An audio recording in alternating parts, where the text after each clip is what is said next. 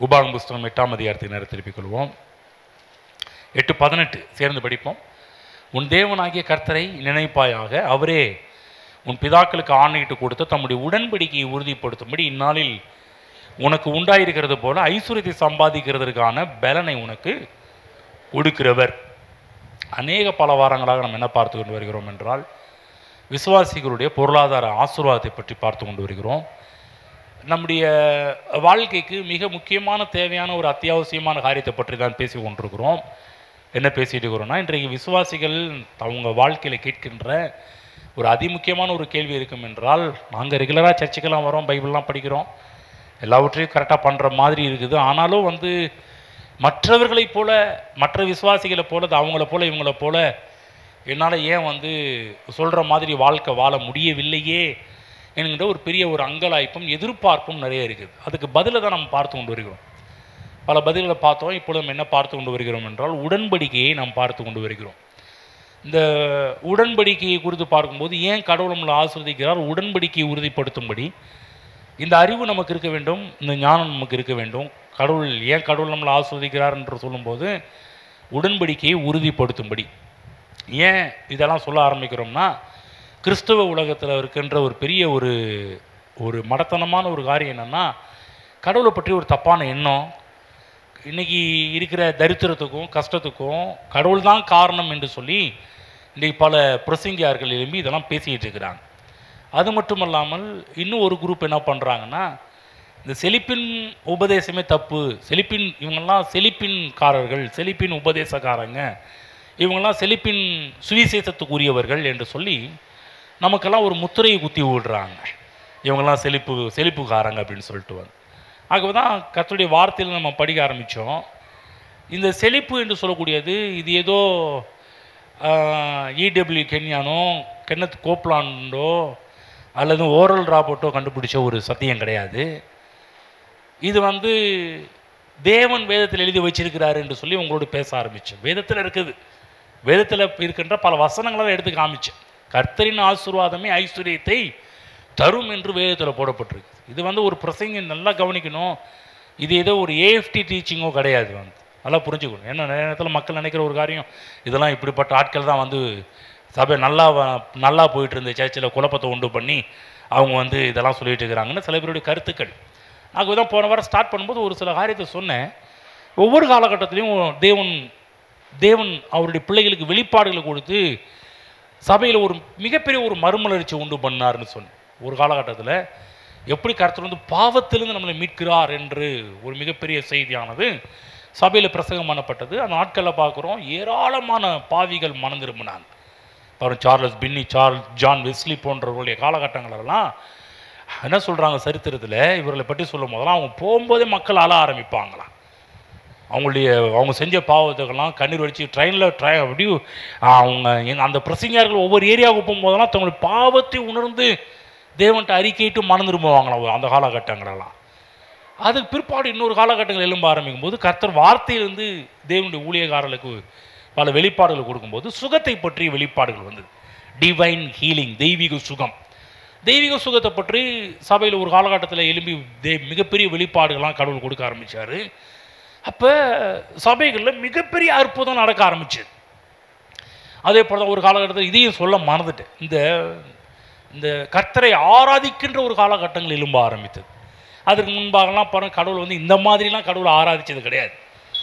அந்த நாட்கள் என்ன பண்ண ஆரம்பித்தாங்கன்னா, இப்படிலாம் தேவை கிடையாதுன்னு ஒரு குரூப் என்ன பண்ணிட்டு இருந்தாங்கன்னா, கர்த்தர் கைத்தட்டி பாடுறது விரும்புறது கிடையாது, இந்த இன்ஸ்ட்ருமெண்ட் வச்சு வாசிக்கிறதெல்லாம் விரும்புறது கிடையாது. அவங்கெல்லாம் பார்த்தீங்கன்னா இந்த மாதிரிலாம் தேவையில்லைங்க அப்படின்னு சொல்லி இருந்த ஒரு காலகட்டத்தில் ஒரு சில ஊழியர்கள் எழும்பி சங்கீத புத்தகங்கள்லேருந்து படித்து அதிலிருந்து எப்படியெல்லாம் கடவுளை ஆராதிக்க வேண்டும் என்று சொல்லுகின்ற சில காரியத்தெல்லாம் கண்டுபிடிச்சி சபையில் மிகப்பெரிய ஒரு உயிர் மீட்சி ஆராதனையில் உண்டாக ஆரம்பிச்சு, துதியில் உண்டாக ஆரம்பிச்சு. இதெல்லாம் ஒரு காலகட்டத்தில் சபையில் எழும்பினது. அப்படி எழும்பிக்கிட்டு இருக்கிற காலகட்டத்தில் தான் ஒரு சில ஊழியர்களுக்கு தேவன் அவருடைய வார்த்தையிலிருந்து கிடைத்த ஒரு வெளிப்பாடுகள், எப்படி இந்த செழிப்பு எப்படி கல்வாரி சிலுவையின் மூலமாக நமக்கு உண்டாகிறது என்கின்ற காரியங்கள் எல்லாமே கிராஸ் பை த கிராஸ் தான். சிலுவையின் மூலமாக நமக்கு நடந்த காரியம் பாவத்திலிருந்து மீட்பு மட்டுமல்ல, வியாதியிலிருந்து சுகம் மட்டுமல்ல, நம்ம எப்படி பாவத்திலிருந்து கர்த்தர் இயேசு கிறிஸ்து நம்ம மீட்டார் என்று விசுவாசிக்கிறோம், நம்புகிறோம், ஏற்றுக்கொள்கிறோம். அதே போல் கர்த்தர் நம்மை சுகமாக்குகிற தேவனா? எஸ், அவர் யெகோவா ராஃபா. அவர் நானே உன் பரிகாரியாகிய கர்த்தர் என்று சொல்லியிருக்கிறாரு. அதனால் நம்ம என்ன பண்ணுறோம், சிலுவையில் நடந்த ஒரு விஷயம் அதுதான். கர்த்தர் சொன்னார், அவருடைய தழும்புகளால் நீங்கள் குணமானீர்கள்னு சொல்லி பேதுருவில் படிக்கின்றோம். ஏசாயா சொன்னதை பேதுரு வெளிப்படுத்தி காமிக்கிறார். மத்தேயு கூட சொல்கிறார், அவருடைய காயங்களால் நீங்கள் சுகமானீர்கள், நம் நோய்களை சுமந்தார் என்று சொல்லக்கூடிய மிகப்பெரிய வெளிப்பாட்டை மத்தேயு கொடுக்கறத பார்க்குறோம். இதெல்லாம் தெய்வீக சுகம். ஒரு காலகட்டத்தில் சபையில் ஒரு உயிர் மீட்சி பெற ஆரம்பித்தது. நிறைய மக்கள் தெய்வீக சுகத்தை பெற்றுக்கொண்டார்கள். நான் சொல்கிறேன், தெய்வீக சுகம் முடிவடைந்து விடல. இன்றைக்கும் தெய்வீக சுகங்கள் இருந்து கொண்டு தான் இருக்கிறது. இன்றைக்கும் தேவன் மக்களை சுகமாக்கிக்கிட்டு தான் இருக்கிறார். கல்வாரியில் நடந்த விஷயம் இன்றைக்கும் அது தொடர்கிறது. மூன்றாவது என்ன பார்க்க ஆரம்பித்தோம்னா, எப்படி பாவத்திலிருந்து மீட்கப்பட்டோமோ, எப்படி வியாதியில் சுகமாக்கப்பட்டோமோ, அதே போல தான் அவருடைய தரித்திரத்தினாலே நீங்கள் ஐஸ்வர்யவான்களானீர்கள் என்று சொல்லி நம்முடைய அப்போஸ்தலனாகிய பவுல் கொரிந்தியருக்கு எழுதும்போது சொல்கிறார். அவருடைய தரித்திரத்தால் நாம் ஐஸ்வர்யவானாகி இருக்கிறோம். அதே பவுல் கலாத்தியருக்கு எழுதும்போது என்ன சொல்கிறாரு, ஆபிரகாமுக்கு உண்டான ஆசீர்வாதம் எல்லாம் கிறிஸ்து இயேசுவினாலே புறஜாதிகளாகிய நமக்கு உண்டாயிருக்கிறது என்று சொல்லி அவர் எழுதி வச்சிருக்கிறார். அப்போ கல்வாரி சிலுவையில் நடந்த ஒரு விஷயங்கள் நம்ம என்ன பண்ணிடுறோம்னா, இது இவங்க டீச்சிங், இது அவங்க டீச்சிங்ன்றோம். கிடையாது. இது கல்வாரி டீச்சிங். கல்வாரி சிலுவையில் நடந்த விஷயங்கள். கல்வாரி சிலுவையில் நடந்த இந்த விஷயத்தெல்லாம் ஏற்றுக்கொள்ளணும். இல்லை என்றால் நம்ம சிலுவையை நிராகரிக்கிறவர்களாக மாறி விடுவோம்.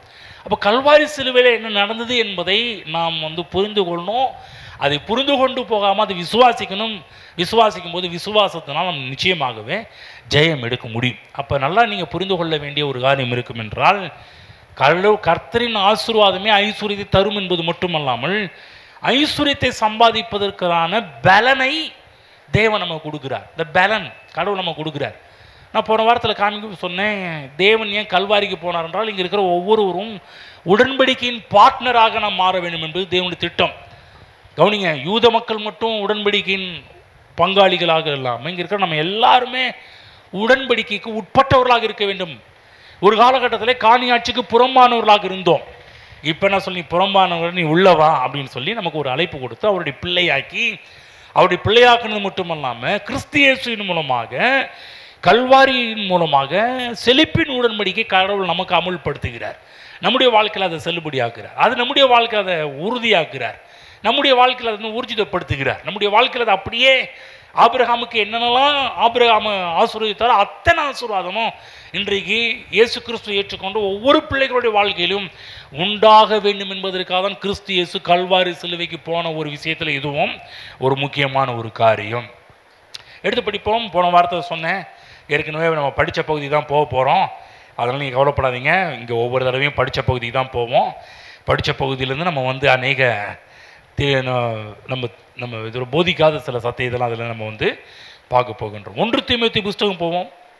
1 தீமோத்தேயு 6ஆம் அதிகாரம் 5ஆம் வசனத்திலேருந்து படிப்போம். பாருங்கள், எடுத்துக்கோங்க.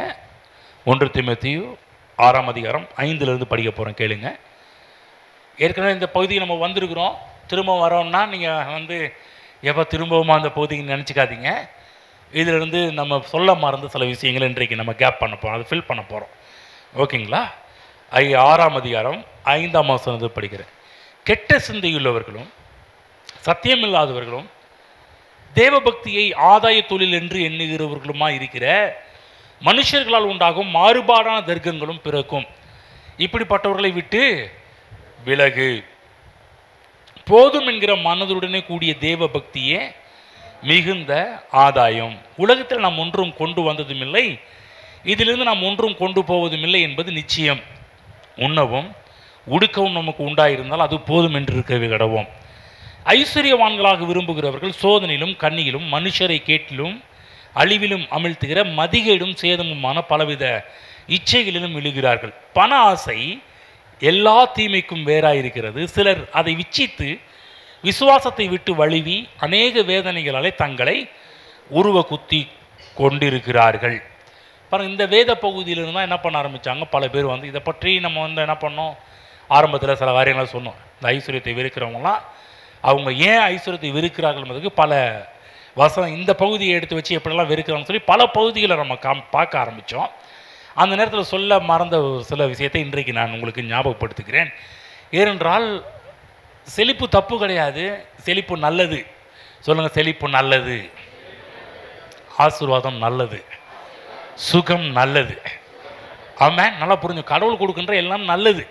பைபிளில் போடப்பட்டிருக்குது, நான் உங்கள் பேரில் நினைத்திருக்கிற நினைவுகளை அறிவேன், அது தீமைக்கல்ல சமாதானத்துக்கு ஏதுவான நினைவுகள். தேவன் நம்மை குறித்து வைத்திருக்கிற எல்லா நினைவுகளும் நல்ல நினைவுகள், சமாதானத்துக்கு ஏதுவான நினைவுகள். இந்த இடத்துல 10ஆம் வசனம் படிக்கணும் இல்லையா? பண ஆசை எல்லா தீமைக்கும் வேறாய் இருக்கிறது.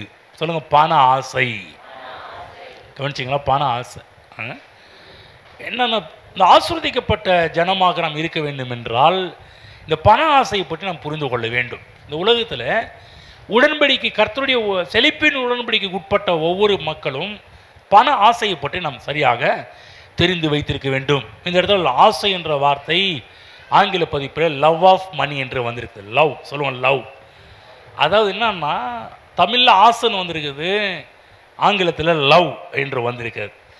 இந்த பண ஆசை, பண நேசம், பணத்தை நேசிப்பது, பணத்தின் மீது அன்பு கூறுவது. பண ஆசைக்கும் அன்பு கூறுவது கொஞ்சம் வித்தியாசம் இருக்குது. இந்த இடத்துல போடப்பட்டது லவ் ஆஃப் மணி, பணத்தை நேசிப்பது. பணத்தை நேசிக்கும் போது நடக்கின்ற ஒரு விஷயம் என்னென்னா, தேவனுடைய உடன்படிக்கை நம்முடைய வாழ்க்கையில் ஸ்தாபிக்கப்படக்கூடாது என்பதற்காகவே இந்த பண ஆசை ஒவ்வொருடைய வாழ்விலும் ஒரு மிகப்பெரிய ஒரு தடைக்கல்லாக இருக்குது.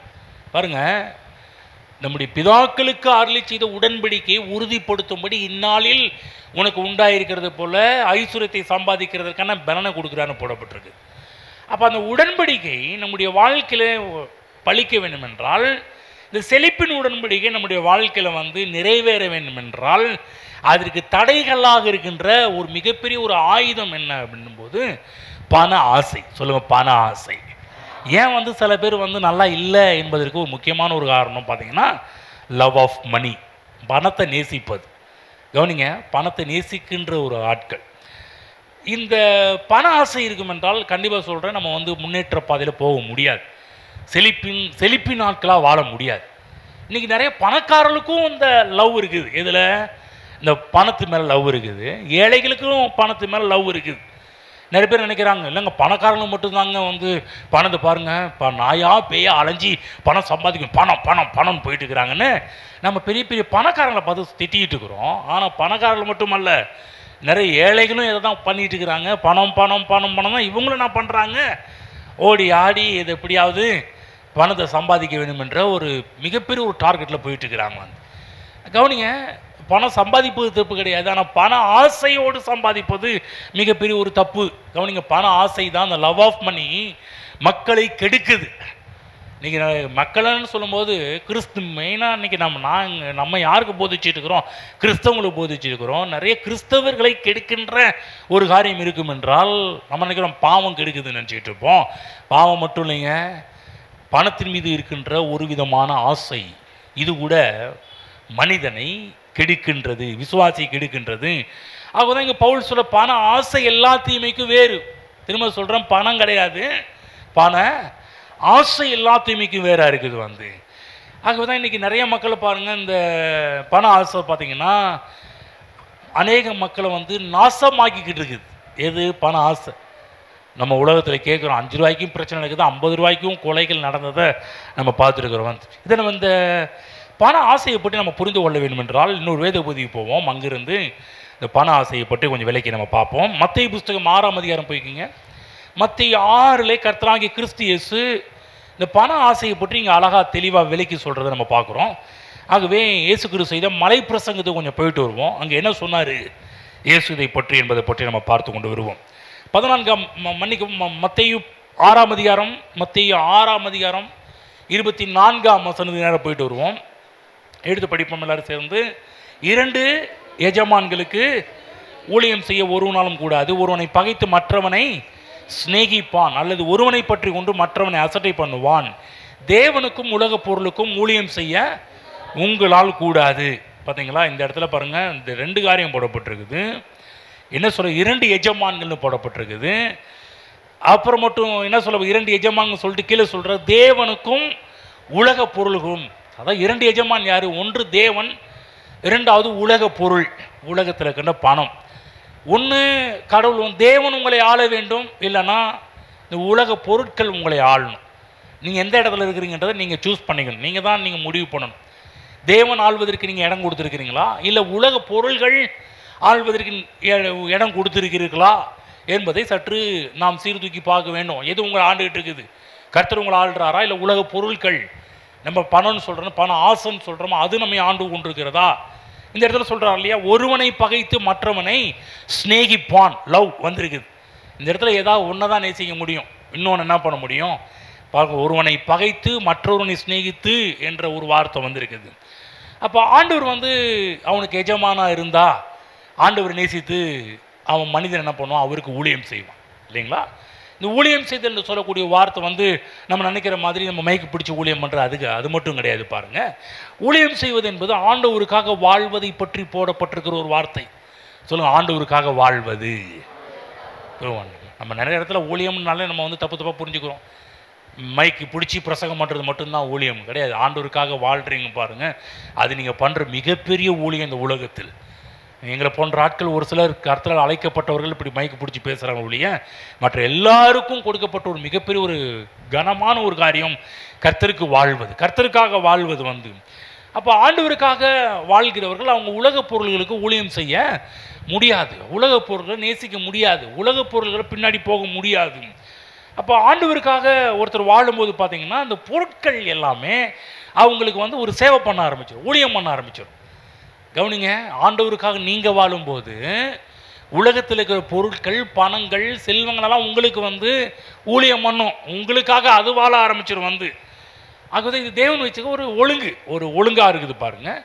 இந்த உலகத்தில் பொருட்கள் நமக்கு ஊழியம் செய்ய வேண்டும். கவனிச்சிங்க, பொருட்கள் உங்களுக்கு ஊழியம் செய்யணும். நம்ம பொருட்களுக்காக ஊழியம் செய்யக்கூடாது. பணம் நமக்கு ஊழியம் செய்யணும். நம்ம பணத்துக்காக ஊழியம் செய்து கொண்டிருக்கவே ஊழியம் செய்யக்கூடாது. ஆகவே தான் பாருங்கள், நம்ம ஆண்டவருக்காக ஊழியம் செய்யும்போது பொருட்கள் நமக்கு ஊழியம் செய்ய ஆரம்பிக்கிறது. நம்ம பொருட்களுக்காக ஊழியம் செய்யும்போது பார்த்திங்கன்னா ஆண்டவர் நம்மை ஆள முடியாது, ஆண்டவருக்காக நாம் வாழவும் முடியாது. அப்போ நல்லா புரிஞ்சுக்கணும், நம்ம ஆண்டவருக்காக வாழ்கிறோமா அல்லது பொருட்களுக்காக வாழ்கிறோமா என்பதை சற்று சிந்திக்க வேண்டும். ஆண்டவரை நம்ம பின்பற்றும் போது பொருட்கள் உங்களை பின்பற்றி வரும். நல்லா கவனிங்க, நம்ம எப்போதுமே பாருங்கள் உல்ட்டா பண்ணி வேறு மாதிரி தான் வாழ்ந்துட்டு இருக்கிறோம். முதல்ல பொருளை தேடி போயிட்டு இருக்கிறோம், ஆண்டவர் தேடுறது கிடையாது. இந்த பகுதியில் பின்னணியில் கடைசியில் போகும்போது தான் சொல்கிறாரு, இந்த பின்னணியில் என்ன தெளிவுபடுத்துகிறாருன்னா 25ஆம் வசனத்தில் என்ன சொல்கிறாரு, 2 காரியம் சொல்கிறார் இல்லையா, நீ யாருக்கு வாழ போகிற, ஆண்டவருக்காக வாழ போறிய, உலக பொருளுக்காக வாழ போறியா, நீ எதை ஸ்நேகிக்க போகிறேன்னு கேட்டுட்டு அடுத்த கேள்வி கேட்குறாரு. என்ன சொல்கிறாரு 25, ஆகையால் எண்ணத்தை உண்போம் எண்ணத்தை குடிப்போம் என்று உங்கள் ஜீவனுக்காகவும் எண்ணத்தை உழுப்போம் என்று உங்கள் சரீரத்துக்காகவும் கவலைப்படாதிருங்கள் என்று உங்களுக்கு சொல்லுகிறேன். ஆகாரத்தை பார்க்கலும் ஜீவனும் உடையை பார்க்கலும் சரீரம் விசேஷித்தவைகள் அல்லவா. கவனிங்க, என்ன சொல்கிறாருன்றதை நல்லா கவனமாக கேட்டுட்டு வாங்க. ஆண்டவருக்காக நீ வாழும்போது நீ கவலைப்பட வேண்டிய அவசியமே கிடையாது. நீ உலக பொருட்களுக்காக வாழும் போது கவலை உன்னை ஆட்கொள்ள ஆரம்பிக்கும், பிரச்சனை உன்னை ஆட்கொள்ள ஆரம்பிக்கும். ஆகுது இதில் முடிவில் என்ன சொல்ல 33 என்ன சொல்கிறாருன்னா, முதலாவது தேவனுடைய ராஜ்யத்தையும் அவருடைய நீதியையும் தேடுங்கள், அப்பொழுது இவைகளெல்லாம் உங்களுக்கு கூட கொடுக்கப்படும். என்ன சொல்கிறாரு, நீ என்னென்னா இந்த உலக பொருளை தேடிட்டு இருந்தியல்ல, உலக பொருள் நாடிட்டு இருந்தியல்ல, ஆனால் நீ தேவனுக்காக வாழும்போது, தேவனை நேசிக்கும் போது, தேவனுக்கு முதல் இடத்தை நீ கொடுக்கும்போது, உனக்கு என்னென்னலாம் அத்தியாவசியமான பொருள் என்று நீ நினச்சிக்கிட்டு இருந்தியோ அதெல்லாம் உன்னை தேடி வரும். சொல்கிறார் இல்லையா, அதெல்லாம் இவைகளெல்லாம் உங்களுக்கு கூட கொடுக்கப்படும், எக்ஸ்ட்ரா கொடுக்கப்படும். இதெல்லாம் உங்களுக்கு ஒரு ஆஃபர் மாதிரி கொடுக்கப்படும். நல்லா கவனிச்சிங்க, நம்ம செய்ய வேண்டியது என்ன, தேவனை நேசிக்க வேண்டும், தேவன் மீது அன்பு கூற வேண்டும், உலக பொருட்களை நேசிக்கக்கூடாது. உலக பொருளை நேசித்தோம்னா சொல்கிறாரு, ஒருத்தனை நேசித்து ஒருத்தனை பகைப்பான். கவனமாக கேளுங்க, முக்கியமான விஷயம் சொல்கிறேன். நீங்கள் உலக பொருட்களை நீங்கள் நேசிக்க ஆரம்பித்தால், உலக பொருள்னு சொல்லக்கூடியது சிம்பிளாக நம்ம பவுல் சொல்கிற மாதிரி பணம்னு வச்சுக்கணும் இல்லைங்களா. பணத்தை கொண்டு என்ன வேணாலும் நம்ம பண்ணலாம், பணம் என்று வைத்துக் கொள்ளுங்கள். நல்லா கவனிங்க, இயேசு கிறிஸ்து சொல்கிறாரு, நீ ஒருத்தனை நேசிச்சேன்னா இன்னொருத்தனை பகைப்ப அப்படின்ட்டார். கவனமாக கேளுங்க, நீங்கள் இயேசுவை நேசிச்சிங்கன்னா நம்ம உலக பொருளை பகைக்க முடியும். நீங்கள் உலக பொருட்களை நேசிச்சிங்கன்னா தேவனை பகைக்க முடியும். அப்போ நீங்கள் எந்த இடத்துல இருக்கிறீங்க? இந்த இடத்துல லவ் முக்கியம், அன்பு முக்கியம். அதுதான் பவுல் சொல்றாரு, பண ஆசை எல்லா தீமைக்கு வேற இருக்குதுங்க. என்ன அவருடைய மைண்ட்ல இருந்து பேசுறாருன்னா, இங்க பாரு, நீ பணத்தை நேசிக்க ஆரம்பிச்சேன்னா எல்லா தீமைக்கு வேறு. நீ என்ன சொல்றாருன்னா, நீ பணத்தை நேசிக்க ஆரம்பிச்சு நீ ஆண்டவரே பகைக்க ஆரம்பிக்கிறப்பா. ஆண்டவரை பகைக்கும் போது எல்லா பிரச்சனைக்கும் அதுதான் ஒரு வேறா உனக்கு மாறி விடுகிறதுன்னு சொல்றாரு. அதுதான் கவனிக்கணும். ஆண்டவருக்காக ஊழியம் செய்யும்போது, சேவிக்கும் போது பொருட்கள் நம்மை தேடி வருகிறது. நீங்கள் பொருட்களை தேடி நாடி ஓட வேண்டிய அவசியமே கிடையாது. எல்லா பொருளுமே உங்களை தேடி வரும். நல்லா புரிஞ்சுக்கங்க. இதெல்லாம் வாழ்க்கை நான் அனுபவித்து பேசுகிறேன். பொருட்களை தேடி போகிறது கிடையாது. கர்த்தரை தேடுற ஒரு ஆளாக இருக்கணும். இங்கே கர்த்தரை நேசிக்கிற ஒரு ஆளாக இருக்கணும். அவரை பிடிச்சிக்கிற ஒரு ஆளாக இருக்கணும். உங்களுக்கு என்னென்னலாம் தேவையோ அதெல்லாம் உங்களை தேடி வரும். பைபிளில் ஆண்டவர் சொல்லியிருக்கிற உன்னை தேடி வரும்னு அவர் சொல்லியிருக்கிறார். எல்லாம் உனக்கு கூட கிடைக்கும்னு அவர் சொல்லியிருக்கிறார். அது மட்டும் இல்லை, நீங்கள் தேவனை நேசிக்கிற ஒரு ஆளாக, தேவனை தேடுகிற ஒரு ஆளாக, தேவனை சேவிக்கிற ஒரு ஆளாக இருப்பீங்கன்னா நீங்கள் பொருட்களை எல்லாம் கவர்ந்து இருக்கக்கூடிய ஒரு மேக்னட்டாக, காந்தமாக மாறிடுவீங்க. ஆமென். அன்றைக்கு நேரம் நம்ம காந்தமாக மாறுறது கிடையாது. ஒட்ட மாட்டேன்னு எதுவுமே நம்ம பக்கத்தில் ஒட்ட மாட்டேன்னு. ஏன் ஒட்ட மாட்டேன்னு சொல்கிறாங்க, நானும் முக்குன்னு முக்குறேங்க, ஒன்றும் கிடைக்க மாட்டேன்னுங்க. ஒட்டவே ஒட்டாது. ஏன்? நம்ம கடவுளை நேசிக்கிற ஒரு ஆளாக இருந்தீங்கன்னா மிகப்பெரிய ஒரு மேக்னட்டா, காந்தமாக மாறுவீர்கள். உலக பொருட்களெல்லாம் கவர்ந்திருக்கிற ஒரு ஆளாக மாறுவீர்கள். பணத்துக்கு நீங்கள் எஜமானா இருக்கணும், பணம் உங்கள் எஜமானா மாறிடக்கூடாது. நிறைய பேருக்கு யார் எஜமானா, பணம் தான் அவங்களுக்கு எஜமானா இருக்குது, பணம் தான் பாஸாக இருக்குது. நான் சொல்கிறேன், நீங்கள் தான் பணத்துக்கு பாஸாக இருக்கணும், பணத்துக்கு நீங்கள் தான் எஜமானா இருக்கணும். நீ உலகத்தில் பிரச்சனை என்னன்னா, அநேகருக்கு பார்த்தீங்கன்னா பணமும் பொருளும் தான் அவங்களுக்கு எஜமானா இருக்குது. சில பேருடைய வாயின் வார்த்தைகளை வச்சு பார்த்தாலே பார்த்தீங்கன்னா எப்போ பார்த்தாலும் பணம் பணம் பணம் பணம், அதையே பற்றி பேசிக்கிட்டு இருப்பாங்க, அதையே நினச்சிக்கிட்டு இருப்பாங்க, அதையே தியானிச்சிட்டு இருப்பாங்க. தேவனை பற்றி ஒரு வார்த்தையும் வராது. சில பேர்லாம் காலையில் எழுந்திரிச்சது நைட்டு தூங்கும் போதும் பணத்தை பற்றியே நினைக்கிறது, பணத்தை பற்றியே பேசுறது, பணத்தை பற்றியே சிந்திச்சுக்கிட்டு இருக்கிறது. நான் கவனமாக கேளுங்க, பணத்தை பற்றி சிந்திய கூடாதுன்னு சொல்ல வரலைங்க. முதலாவது தேவ ராஜ்யத்தை தேடும்போது, முதலாவது தேவனை நீங்கள் நேசிக்கும் போது பணம்லாம் உங்கள்கிட்ட ஒட்டிக்கும். பணம் உங்களை தேடி வர ஆரம்பிக்கும். நிறைய பேருடைய வாழ்க்கையில் யார் எஜமானா இருக்கிறாங்க ஈஸியாக கண்டுபிடிச்சிடலாம். அவங்க பேச்சு, எண்ணம், யோசனை எல்லாமே பணத்தை பற்றி இருக்கும்போது அவங்க முழுக்க யார் அவங்களுக்கு எஜமானா இருக்கிறாங்கன்னா பணம் தான் எஜமானா இருக்கு. ஆனால் எனக்கு தெரியும் பாரு, நிறைய பணக்காரங்களாம் பார்த்துருக்கிறேன். அவங்களாம் பாரு இப்போ தேவனை பற்றி பேசிகிட்டு இருப்பாங்க. அவங்க என்ன காமிக்கிறாங்கன்னா, எனக்கு எவ்வளோதான் பணம் இருந்தாலும் எனக்கு ஆண்டவர் தாங்க எஜமான். புரியுதுங்களா என்ன சொல்லி நம்ம நினைக்கிறோம் பணக்காரன் தான் எப்போ பார்த்தாலும் பணம் பேசிகிட்டு இருப்பாங்க. இல்லைங்க, ரெண்டு குரூப்புமே பணத்தை பற்றி பேசுகிற ஏழைகளும் பேசுகிறாங்க, பணக்காரங்களும் பேசுகிறாங்க. நல்லா இப்போ ரெண்டு பேரும் தான் பேசுகிறோம். ஆனால் ரெண்டு பேரில் யார் தேவனை பிடிச்சிருக்கிறாங்கன்னா அவங்க வாயின் வார்த்தைகள் மூலமாக காமிப்பாங்க, செயல்கள் மூலமாக காமிப்பாங்க, அவங்களோட விசுவாசத்தை வெளிப்படுத்துவார்கள். என்ன வெளிப்படுத்துவாங்க? நான் கர்த்தரை நேசிக்கிற ஒரு ஆளுப்பா, கர்த்தரை பிடிச்சிருக்கிற ஆள், கர்த்தரை என் எஜமானாக வைத்திருக்கிற ஒரு ஆள், பணம் என் எஜமான் அல்ல என்பதை வாயின் வார்த்தைகள் மூலமாக தன்னுடைய விசுவாசத்தின் மூலமாகவும் வெளிப்படுத்தி கொண்டே இருப்பார்கள். இன்னைக்கு நேரத்தில் நிறைய விசுவாசிகளை பணம் ஆட்டி படைச்சிக்கிட்டு இருக்குது, பணம் ஆண்டுகிட்டு இருக்குது. சொல்கிறாங்களே பணம்னா பணமோ வாயை திறக்குன்ற மாதிரி சில விசுவாசிகளும் பணம் பணம் பணம்னு போயிட்டு இருக்கிறாங்க. பாருங்க, நிறைய மக்கள் பாருங்க பணத்தை பதுக்குறாங்க, பணத்தை தவறான விதத்தெல்லாம் சம்பாதிச்சுட்டு இருக்கிறாங்க. பவுல் சொல்கிறாரு, இதுதான்ப்பா எல்லாத்தையுமேக்கும் வேறு. எப்போ பார்த்தாலும் பணம் அழிஞ்சிட்டு இருக்கிறீங்களா, அதான் வேறா இருக்குது. அப்போ நீங்கள் பணத்தை நம்ம எப்படி பார்க்குறோம் என்பது ரொம்ப ரொம்ப முக்கியம். கவனிங்க, நீங்கள் பணத்தை பார்க்குற விதங்கள் மாறணும். நீங்கள் பணத்தின் மேலே பணத்தை லவ் பண்ணுறீங்களா இல்லை கர்த்தரை லவ் பண்ணுறீங்களா என்பது ரொம்ப ரொம்ப முக்கியம். நீங்கள் பாருங்கள், பணம் ரொம்ப ரொம்ப, நான் சொல்கிறேன், பணம் ஆசை இல்லா தீமைக்கு வேறு, ஆனால் பணம் தீமைக்கு வேறு என்று போடல.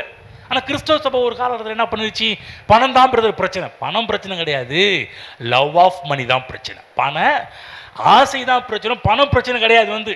பாருங்க, பணம் பைபிளில் போட்டது பணம் எல்லாத்துக்கும் உதவுன்னு போட்டிருக்கு. பணமோ எல்லா தேவைகளுக்கும் உதவுதா? பணம் உதவுதா? அன்னைக்கு காலையில் பெட்ரோல் போடுறதுக்கு உதவுனுச்சா? காணிக்கை போடுறதுக்கு உதவுனுச்சா? ஏதாவது காலை வரும்போது டீ வாங்கி குடிக்கிறதுக்கு பணம் உதவுனுச்சா? பஸ்ஸில் வர்றதுக்கு பணம் உதவுனுச்சா? இப்போ வீட்டுக்கு போகும்போது மட்டன் எடுக்கிறதுக்கு பணம் வச்சுருக்கிறீங்களே, மீன் வாங்குறதுக்கு பணம் வச்சுருக்கீங்களா? பணம் உதவும்ல, பணம் ஹெல்ப் பண்ணும்ல. போகும்போது ஹெல்ப் பண்ணும். கண்டிப்பாக பணம் என்ன பண்ணும் உங்களுக்கு? பணம் உதவும். நல்லா கவனிங்க, பணம் வேணான்னா சொல்ல வரல. பண ஆசை வேணான்னு சொல்றேன், பணம் வேணான்னு சொல்ல வரல. நல்லா கவனிங்க, நம்ம சொல்ற வார்த்தைகளை புரிஞ்சுக்கணும். பணம் வேணான்னு சொல்ல வரலைங்க. பண ஆசை எல்லா தீமைக்கும் வேறாக இருக்கிறது. பல நல்ல விஷயங்கள்லாம் பண்ணுறோம், நல்ல காரியங்களாம் நம்ம பண்ண ஆரம்பிக்கிறோம். சில காரியங்களை வாங்குவதற்கு பணம் உதவி செய்கின்றது, வாடகை கட்டுறதுக்கு உதவி செய்யுது, பெட்ரோல் போடுறதுக்கு உதவி செய்யுது, பில்லு கட்டுறதுக்கு உதவி செய்யுது, யாருக்காவது கொடுக்க உதவி செய்யுது. பணம் வந்து எல்லாவற்றிற்கும் உதவுகிறது. நல்லா புரிஞ்சுக்கணும். பணம் வந்து எனக்கு வேலைக்காரனாக இருக்கணும்.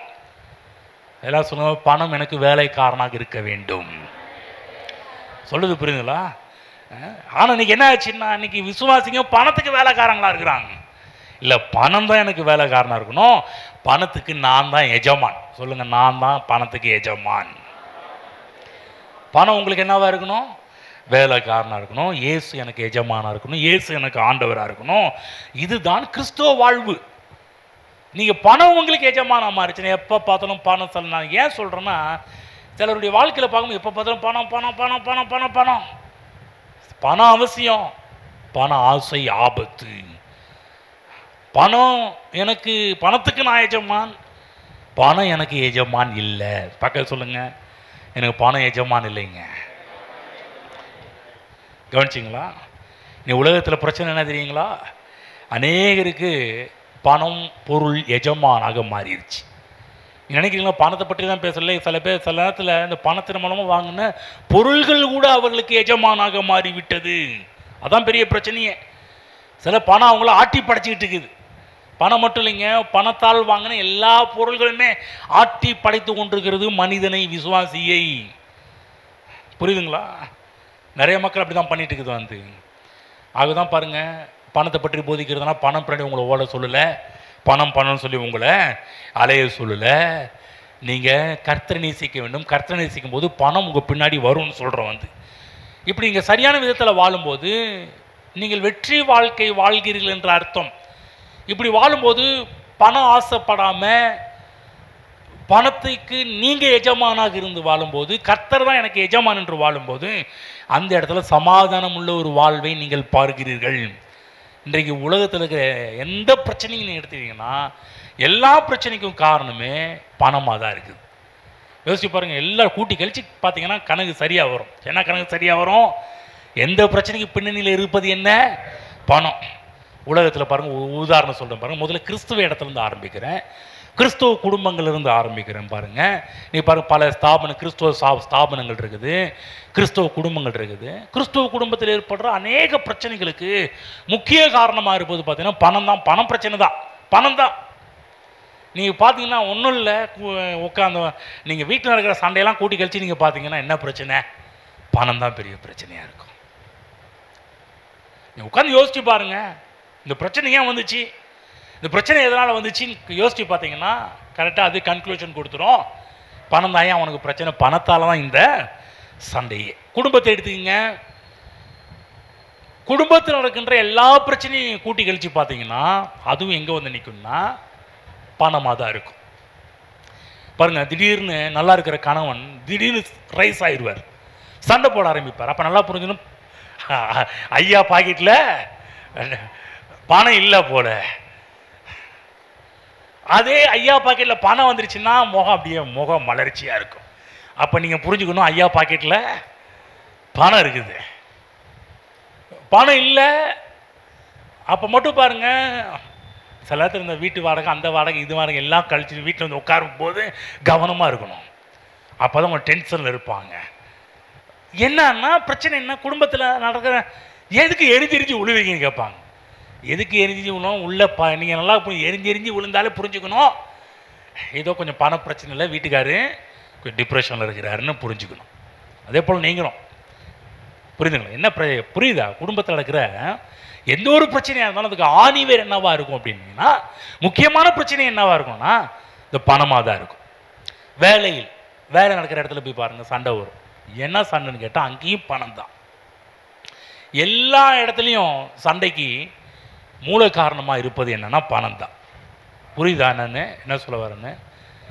பணம் எவ்வளோ பிரச்சனை உண்டு பண்ணுது பார்த்தீங்களா? இன்றைக்கு இந்த பணத்தை சரியாக நீங்கள் புரிந்து கொள்ள ஆரம்பிச்சிங்கன்னா அநேக சண்டைகளுக்கு தப்பலாம், அநேக பிரச்சனைகளுக்கு தப்பலாம், அநேக கஷ்டங்களுக்கு தப்பலாம், அநேக வருத்தங்களுக்கு தப்பலாம், அநேக தோல்விகளுக்கு நீங்கள் தப்பலாம் எப்போ நீங்கள் பணத்தை புரிஞ்சுக்கும் போது. ஆகவே இயேசு சொன்னார், இங்கே பாருப்பா, ஒருத்தனை நேசித்து ஒருத்தனை பகைப்பான். ஆகவே சொல்கிறாரு, 2 பேருக்கு உன்னால் ஊழியம் பண்ண முடியாது. 2 பேருக்காக நீ வாழ முடியாது. ஒன்றா ஆண்டவருக்காக வாழு, இல்லை பணத்துக்காக வாழ். ஆனால் நீ பணத்துக்காக வாழ்ந்தா உனக்கு ஆபத்து. நீ கர்த்தரை நேசிக்கும் போது நீ என்னென்னலாம் தேடி உன்னை உலக பொருள் அதெல்லாம் உன்னை தேடி வரும். கன்க்ளூஷன் முடிவும் கொடுத்துட்டார். 2 பேருக்கு ஊழியம் பண்ணக்கூடாதுன்னு சொன்னாரா? முடிவில் என்ன சொல்கிறாருன்னா, நீ அவரை தான் தேடணும், அவரை தான் நேசிக்கணும், அவரை தான் ஸ்நேகிக்கணுன்றத 33 வெளிப்படுத்தி காமிக்கிறாரு. உலக பொருள் உன்னைய தேடி வரும், நீ அவரை பிடிச்சிக்கிட்டியான்னு சொல்லி இயேசு கிறிஸ்து அழகான ஒரு ரிசல்ட் அந்த இடத்துல கொடுக்கறத நம்ம பார்க்குறோம். அப்போ பணத்தை நேசிக்கக்கூடாது. சொல்லுங்கள், பணத்தை நேசிக்கக்கூடாது, யூஸ் பண்ணணும். ஆமென். யூஸுக்கும் லவ்வுக்கும் வித்தியாசம் இருக்குது, புரியுதுங்களா? நிறைய என்ன பண்ணுறோம்னா, இதை நம்ம மாற்றி பண்ணுறதுனால பிரச்சனை. அதாவது திரும்ப சொல்கிறேன், பணத்தை யூஸ் பண்ணணும், தேவனை லவ் பண்ணணும். லவ்வுக்கும் யூஸுக்கும் வித்தியாசம் தெரியுதா? நம்ம என்ன பண்ணுறோம், தேவனுக்கு சபை என்ன போயிருந்துச்சுன்னா, தேவனை யூஸ் பண்ணிக்குது, பணத்தை லவ் பண்ண ஆரம்பிச்சிருச்சு. அதான் பவுல் சொல்கிறாருங்க, பாரு, எல்லா தீமைக்கும் வேறு, நீ பணத்தை நேசிக்கிறதா எல்லா தீமைக்கும் வேற இருக்குது. அப்போ நீங்கள் எதை யூஸ் பண்ணுறீங்களோ, நல்லா இன்னொரு வார்த்தையை சொல்கிறேங்க, வாழ்த்து திருத்தமாக சொல்கிறேன், கொஞ்சம் கவனமாக கேளுங்க. நீங்கள் எதை யூஸ் பண்ணுறீங்களோ அதை நீங்கள் நேசிக்க முடியாது. நீங்கள் எதை நேசிக்கிறீங்களோ அதை நீங்கள் யூஸ் பண்ண முடியாது. புரியுதுங்களா? ஒரு உதாரணம் பார்ப்போம். உதாரணத்துக்கு ஒன்று சொல்கிறேன் கேளுங்க. இப்போ நீங்கள் ஃப்ரிட்ஜை யூஸ் பண்ணுறீங்க இல்லைங்களா? ஃப்ரிட்ஜை யூஸ் பண்ணுறீங்களா? ஃப்ரிட்ஜு நிறைய காரியத்துக்கு உதவுது. வெயில் காலத்துலலாம் நல்ல ஐஸ் வாட்டர் குடிக்கிறதுக்கும் உள்ள இப்போ சில பொருள்லாம் கெடாத அளவுக்கு பாதுகாக்கிறதுக்கும் ரொம்ப யூஸ்ஃபுல்லாக இருந்துச்சு ஃப்ரிட்ஜு. மழை காலத்தில் யூஸ்ஃபுல்லாக ஆகாது, மற்ற இந்த வெயில் காலத்தில் ரொம்ப யூஸ்ஃபுல்லாக இருந்துச்சு. சரி, யூஸ் பண்ணுற நீங்கள் எப்போ பார்த்தாலும் ஃப்ரிட்ஜை கட்டி பிடிச்சி முத்தம் கொடுத்துக்கிட்டு இருந்தீங்களா? I love you fridge, I love you ஃப்ரிட்ஜ்னு சொல்லிட்டு இருந்தீங்களா? என்ன பண்ணணும், ஃப்ரிட்ஜை யூஸ் பண்ணணும். ஃப்ரிட்ஜை யாராவது நேசிக்கிறீங்களா? யாரும் நேசிக்கிறது கிடையாது. ஒரு வேளை இந்த ஃப்ரிட்ஜு வேலை செய்யலைன்னா என்ன பண்ணுறீங்க? ஹலோ, ஃப்ரிட்ஜு வேலை செய்யலை என்ன பண்ணுறீங்க? ஐ லவ் யூ ஃப்ரிட்ஜ், எழுந்திரிச்சிடுமா, எப்படியாவது உயிர், அதெல்லாம் இல்லை. என்ன பண்ணுறீங்க? யூஸ் ஆகலைன்னா, உள்ள மோட்ரு ரிப்பேராக போச்சுன்னா, உள்ளே ஏதாவது முக்கியமான ஃபால்ட் ஆகிடுச்சுன்னா நம்ம என்ன பண்ணுறோம், அது தூக்கி போட்டுட்டு வேறு சொல்லுவாங்க கடைக்காரங்க, மெக்கானிக்கல் சொல்லுவாங்க, சார் இனிமேல் இந்த ஃப்ரிட்ஜை யூஸ் பண்ண நீங்கள் முடியாது. சரி, வேறு என்னதான் ஏன் பண்ணுறது, கிடைக்குதா, காயெலாம் கிடைக்குதான் லைக்குன்னா நீங்கள் என்ன பண்ணுவீங்க? அடுத்து சரி பரவாயில்ல, காயலாங்கலையில் போட்டு அடுத்து என்ன பண்ணுவீங்க? இன்னொரு டபுள் டோர் ஃப்ரிட்ஜாக வாங்குவீங்க. முதல் ஃப்ரிட்ஜு போயிடுச்சுன்னா அடுத்த ஃப்ரிட்ஜு வாங்கிடுவீங்க. அதே போல் தான் கார் எடுத்து கார் யூஸ் பண்ணுறோம்.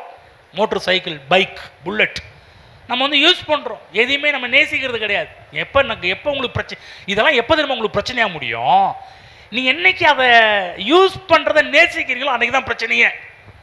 பாருங்கள், யூஸ் பண்ணுற காரை நீங்கள் லவ் பண்ணி பாருங்கள், அந்த காரே உங்களுக்கு எமனா முடியும்.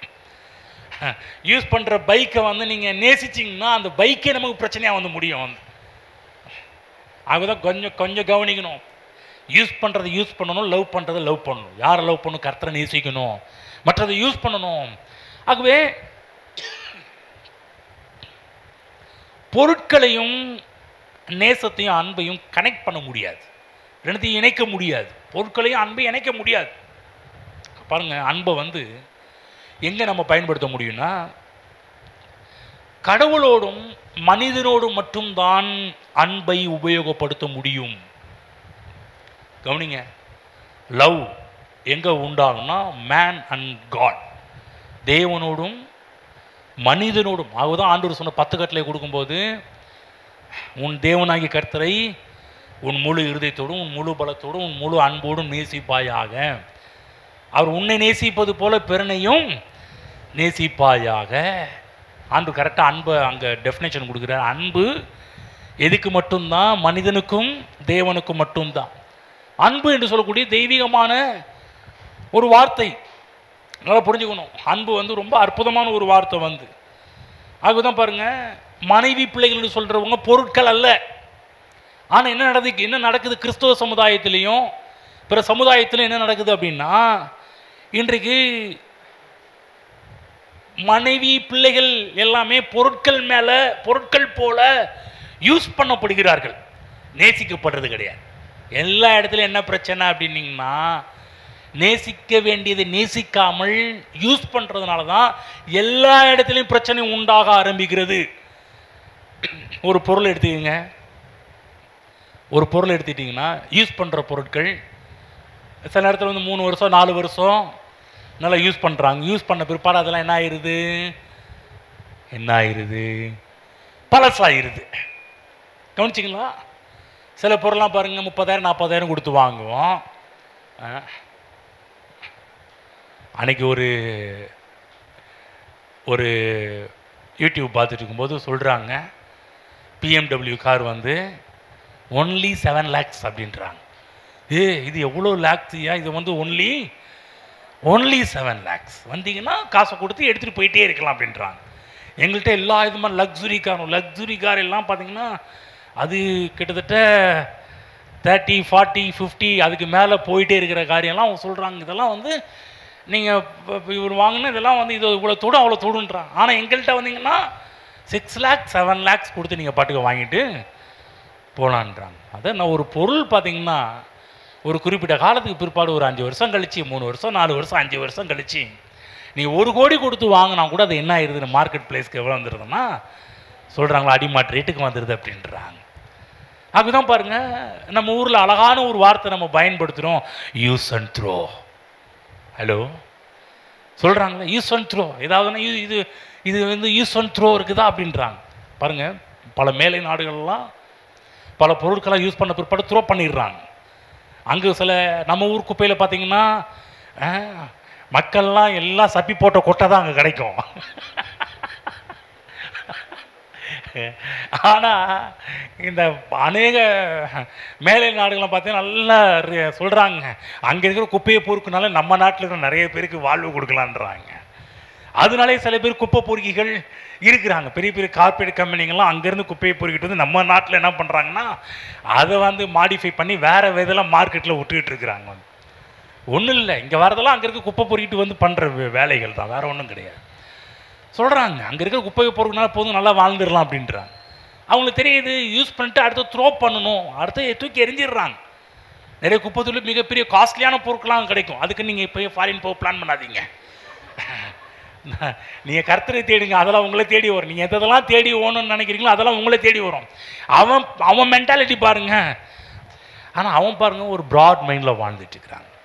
நான் சொல்ல ஒரு நாள் நம்மள என்ன பண்ணுவோம், 5 ரூபா மேலே தூக்கி போட்டு வேற எவனோ இல்லாதவன் எடுத்துக்கிட்டு போட்டுன்னு சொல்கிற லெவலில் வாழ ஆரம்பிச்சோம். Use and throw. கவனிங்க, இப்படி பொருள்கள் யூஸ் அண்ட் த்ரோ மாதிரி மனைவி பிள்ளைகள் எல்லாம் யூஸ் பண்ணி த்ரோ பண்ண முடியாது. எந்த குப்பை தொட்டிலையும் பார்க்க முடியாது, எந்த மனைவியும் எந்த கணவன்மாரெல்லாம் உங்கள் குப்பை தொட்டியில் பார்க்க முடியாது. இல்லைங்க, இவர் வந்து 4 வருஷத்துக்கு தான் தள்ளு. ஆனால் இன்னைக்கு ட்ரெண்டு மாறிடுச்சு. நம்ம அந்த ட்ரெண்டில் போயிடக்கூடாது, கவனிக்கணும். நம்ம வந்து இந்த மேலை நாடு ட்ரெண்டெல்லாம் நிறைய நம்ம தமிழ் கலாச்சாரத்தோடு மிங்கிள் ஆயிடுச்சு. இதை நம்ம கரெக்ட் பண்ண வேண்டியதாக இருக்குது, நம்ம சரி பண்ண வேண்டியதாக இருக்குது. நம்ம தமிழ்நாட்டு கல்ச்சர் பார்த்திங்கன்னா அநேக வேத கல்ச்சரோடு ஒத்து போகுது. தமிழக கல்ச்சர்னு சொல்லக்கூடியது வேதாகம கலாச்சாரத்தோடு மிங்கிள் பண்ணி போகின்ற ஒரு கலாச்சாரம் வந்து. ஆனால் துரதிருஷ்டவசமாக இன்றைக்கு மேலை நாட்டுக்கு அசிங்கமான கலாச்சாரம் நம்முடைய இந்தியாவில் தமிழ்நாட்டில் வந்து கொண்டு இருக்கிறது. கேர்ஃபுல்லாக இருக்கணும். நல்லா கவனிங்க, மனிதன் தேவன் அன்பு கூறப்படக்கூடியவர்கள். இவங்க யூஸ் அண்ட் த்ரோ கிடையாது, நல்லா புரிஞ்சுக்கணும். நம்ம பிள்ளைகள் யூஸ் அண்ட் த்ரோ கிடையாது, மனைவிமார்கள் யூஸ் அண்ட் த்ரோ கிடையாது, கணவன்மார்கள் யூஸ் அண்ட் த்ரோ கிடையாது. யூஸ் பண்ணுற பிற்பாடு அவ்வளோதான் சொல்லி தூக்கி போட்டு போகிற ஒரு ஆள் கிடையாது. ஏன் இந்த வார்த்தை நான் சொல்கிறேன் அப்படின்னும் போது, அநேக நேரத்தில் நம்ம என்ன பண்ணுறோம், இப்போ சொல்லப்பட்ட மனைவி கணவன் பிள்ளைகளை வந்து நிறைய இடங்களில் யூஸ் பண்ணுறதுக்கு மட்டும்தான் வச்சிருக்கிறாங்க. நான் சொல்கிற கவனமாக கேளுங்க, இந்த விஷயத்தை மட்டும் நீங்கள் சரியாக புரிஞ்சுக்கிட்டீங்கன்னா குடும்ப பிரச்சனை வரவே வராது. உங்கள் கணவனோ அல்லது உங்கள் மனைவியோ அல்லது உங்கள் பிள்ளைகளோ நீங்கள் யூஸ் பண்ணுறதுக்காக கர்த்தர் கொடுத்த ஒரு பொருள் அல்ல. நிறைய நேரத்தில் பாருங்க, இவர் எதுக்குங்க இவரை மேரேஜ் பண்ணியிருக்கீங்க, என்ன பண்ணுறதுங்க, நான் கஷ்டப்பட்டு இருக்கிறேன், என் கஷ்டத்தை தீர்க்கிறதுக்கு அவர். சில பேர்லாம் பாருங்கள், நிறைய பெற்றோர் பாருங்கள், பிள்ளைகளை பெற்றெடுக்கிறதே அவங்க தாட்டே பார்த்தீங்கன்னா கடைசி காலத்தில் ஐயா கஞ்சி ஊற்ற வேணாமா ஐயா, அவங்க என்ன பண்ண கடைசி காலத்தில் எனக்கு ஏதோ எனக்கு ஏதாவது என் பிள்ளை மூலமாக ஒரு யூஸ் ஆகணும். கடைசி காலத்தில் அவன் கஞ்சி ஊற்ற மாட்டானா, கடைசி காலத்தில் பார்த்துக்க மாட்டானா, எனக்கு ஏதோ எப்போதும் பார்த்தீங்கன்னா அவங்க மைண்டில் இருக்கிறது பார்த்தீங்கன்னா ஒரு யூஸ். சில பேர்லாம் சொல்கிறாங்க இல்லையா, நிறைய பேர் இந்த வார்த்தை நிறைய இடத்துல கேள்விப்பட்டிருக்கிறேன், என்னை யூஸ் பண்ணிட்டு தூக்கி போட்டாங்க பாஸ்டர். இந்த வார்த்தை நீங்கள் கேள்விப்பட்டிருக்கீங்களா? நிறைய இடங்களில் நீங்கள் யூஸ் பண்ணல. சில பேர் சொல்கிறாங்க, இன்னும் அடிமட்டம் பேசுவாங்க, ஏங்க கருவேப்பிலை கூட யூஸ் ஆகுதுங்க, ஆனால் என்னை கருவேப்பிலை மாதிரி ரொம்ப தூக்கி போட்டாங்க, கருவேப்பிலை மாதிரி யூஸ் பண்ணி தூக்கி போட்டுட்டாங்க அப்படின்னு. நிறைய இடத்துல பாருங்கள், மக்கள் பாருங்கள் யூஸ் பண்ணப்படுகிறார்கள். அதான் பெரிய பிரச்சனையே. கவனமாக கேளுங்க, நீங்கள் எல்லா இடங்களையுமே மனிதர்களாகி நீங்கள் யூஸ் பண்ணப்படக்கூடாது, நீங்களும் மற்றவர்களை யூஸ் பண்ணக்கூடாது. மற்ற மனிதர்களை உபயோகப்படுத்துவதற்காக கர்த்தர் வைக்கவில்லை. ஒவ்வொரு மனிதர்களும் நேசிக்கப்படக்கூடியவர்கள். புரியுதுங்களா? நல்லா கவனிக்கணும். முதல்ல கணவன் மகள் சொல்கிறேன், உங்கள் மனைவியை ஏதோ யூஸ்க்காக வச்சுக்கக்கூடாது. பொம்மை கிடையாது, ஒரு மிஷின் கிடையாது. நிறைய நிறைய நிறைய நிறைய பெண்கள் சொல்கிற ஒரு காரியம், என்னெல்லாம் மிஷின் மாதிரி யூஸ் பண்ணுறதுக்கு மட்டும்தாங்க எங்களை வச்சுக்கிறாங்க அப்படின்னு நிறைய யூடியூப்பில் பேசுகிறாங்க, பெண்கள் பேசுகிறாங்க. அப்படியே பேசுகிறாங்க. நாங்கள் ஜஸ்ட்டு ஒரு மிஷினுங்க, அவங்க கணவனுக்கு யூஸ் பண்ணுற ஒரு மிஷினுங்க அப்படின்றாங்க. நிறைய பெண்களுடைய அழுகுறல் கூக்குரலாக இருக்குது. உங்களை பற்றி தான் பேசுகிறேன். நிறைய பெண்கள் சொல்லுவாங்க, என்னெல்லாம் யூஸ் பண்ணிக்கிறாங்க. நிறைய குடும்பத்தில் பாருங்கள், லவ் பண்ணுறது கிடையாது. அதே போல தான் பாருங்கள், நிறைய கணவன்மார்கள் மனைவிகளை யூஸ் பண்ணப்படுறாங்க. கணவன்மார்களுடைய கூக்குரலாக இருக்குது. நான் அவளுக்கு தேவைங்க, ஏன் அவள் தேவை நிறைவேறிச்சுன்னா தூக்கி எறிஞ்சிடுறாங்க அப்படின்னு சொல்லி நிறைய கணவன்மார்கள் சொல்கிறாங்க. நிறைய பிள்ளைகள் எடுத்துங்க, பெற்றோர்கள் எடுத்துக்கங்க, எல்லாம் எல்லா இடத்துலையும் யூஸ் பண்ணப்படுகிறார்கள். ஆனால் லவ் பண்ணப்படுறது கிடையாது. பிரச்சனை எங்கே ஆரம்பிக்குது? நீங்கள் நல்லா உங்கள் மென்டாலிட்டி யூஸ் பண்ணுறதுக்காக மனிதர்களை உங்களோடு வைத்திருப்பீர்கள் என்றால் மிகப்பெரிய, அதை சொல்கிறியா, பண ஆசை எல்லா தீமைக்கு வேற இருக்குது போல நீங்கள் யூஸ் பண்ணுறதுக்காக நீங்கள் வைத்திருப்பீர்கள் என்றால் அது உங்களுக்கு மிகப்பெரிய தீமைக்கு வேறாக மாறிவிடும். புரிஞ்சுக்குங்க, நல்லா புரிஞ்சுக்கணும். திரும்ப உங்களுக்கு சொல்கிறேன், உங்கள் மனைவிகள் நீங்கள் யூஸ் பண்ணுற கத்திரிக்காய் கிடையாது, யூஸ் பண்ணுற கருவேப்பிலை கிடையாது. உங்களுக்கு கணவன்மார்கள் கூட நீங்கள் யூஸ் பண்ணுற பொருள் கிடையாது.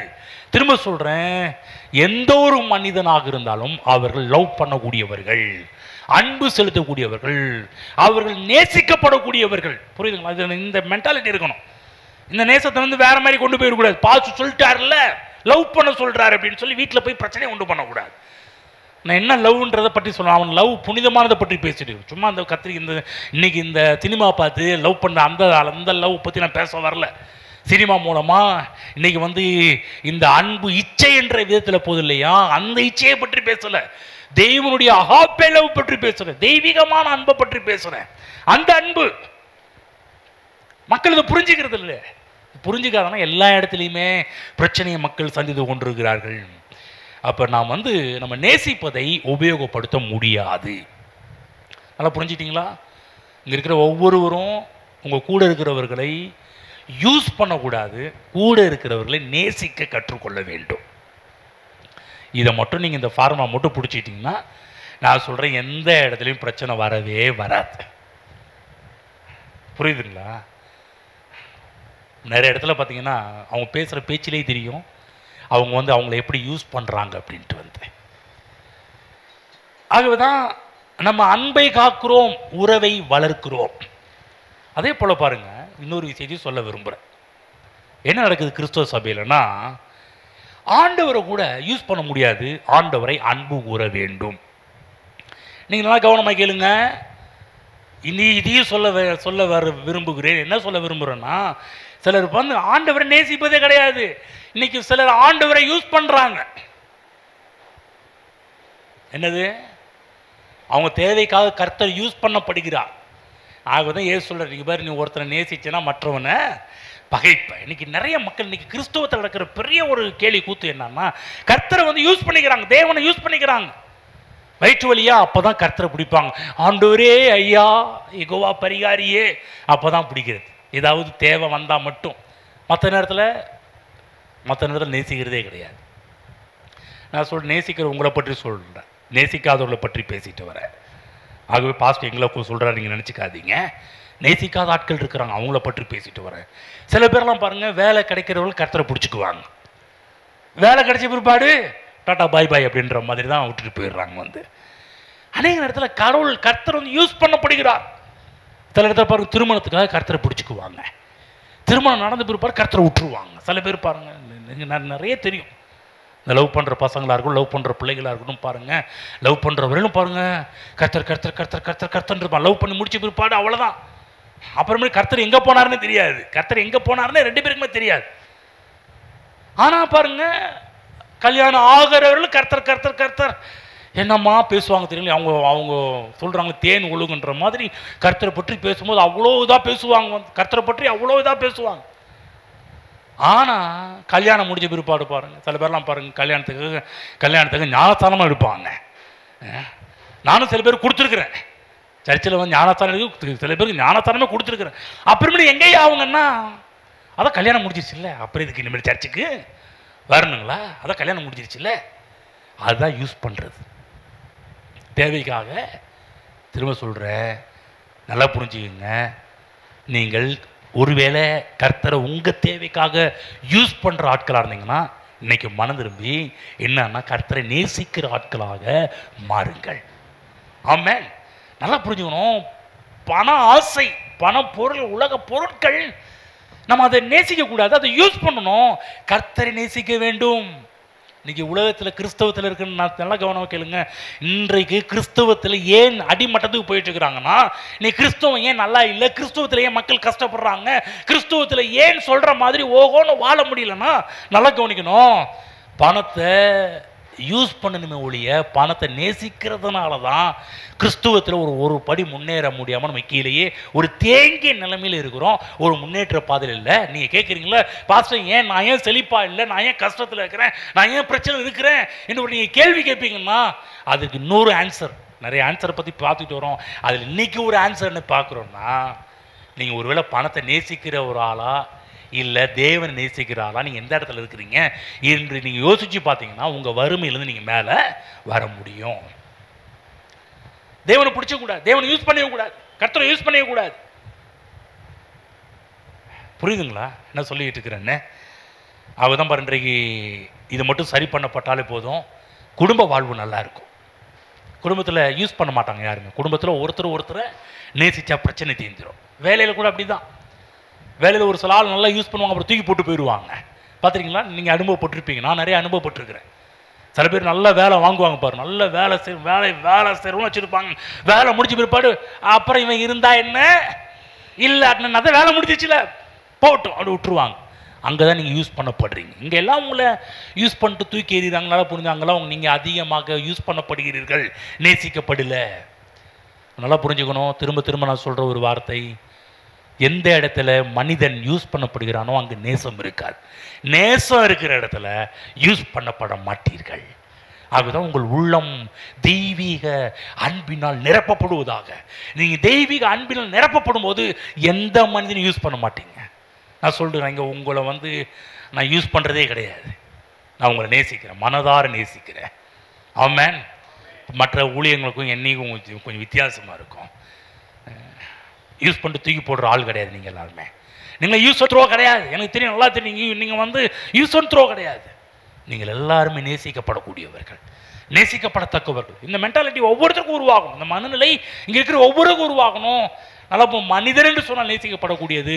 அதே போல் தேவன் என்று வந்தால் கூட தேவனை நேசிக்க வேண்டுமே ஒழிய தேவனை நம்முடைய சுயலாபத்துக்காக தேவனை யூஸ் பண்ணக்கூடாது. ஏது சொன்னது போல தான் பாருங்க, தேவனை பகைக்கிறார்கள். ஏன் தேவனை பகைக்கிறார்கள்? உலக பொருளை நேசிக்கிறதுனால தான். நீ ஏன் கிறிஸ்தவங்க தேவனை பகைக்கிறாங்க?